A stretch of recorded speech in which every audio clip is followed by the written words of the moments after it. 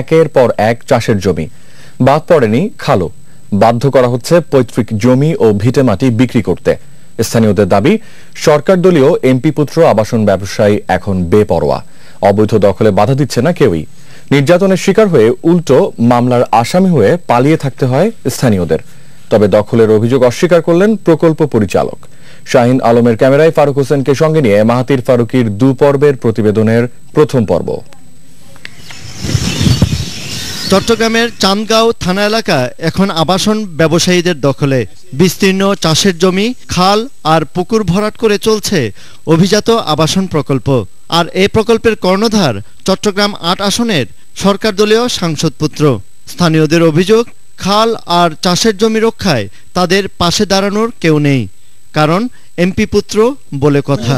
সবগুলো কিছু ফাঁকা আছে, আবার ও সাইনবোর্ড লাগাই দিছে আমার জমি হইলে কি এলাকার মানুষ যদি মাতে একজন লোকে মাতলে ওর নামে কেস 10টা। ওর যদি এই যে পররাষ্ট্রমন্ত্রী মঞ্জুর মুশিক 5 বারও ছিল না, উনি যদি 5 বার কামাতে পারে আমরা মানে বাড়ি ঘরে ছাড়িয়ে দিতাম। কি সে কে বিচ্ছি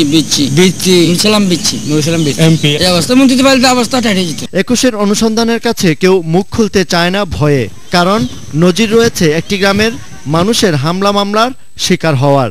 তবুও সত্য ফসকে যায় অজান্তেই। ও মামলা করতেছে যে ভাই, ওর সাথে মারবে না, দেখো ও ফাঁসালাই, ও বলছে যে গাড়ির সামনে কেউ যদি দাঁড়ায় ওই ডলে দিবে, হালাস কেউ দাঁড়াবে না। শুনুন না, এখন যেটা করতেছে আপনারা গেলে দেখবেন যে খালের মাঝখান কি করতেছে। সরেজমিন খাল ভরাটের দৃশ্য চোখে পড়লেও নিরাপত্তা রক্ষী জানালো খাল নেই প্রকল্পের মাঝে। ওইটা খাল কোনটা? ওই দিক দিয়ে যে দেয়ালের ওই পারটা মানে রাস্তা পর্যন্ত খাল।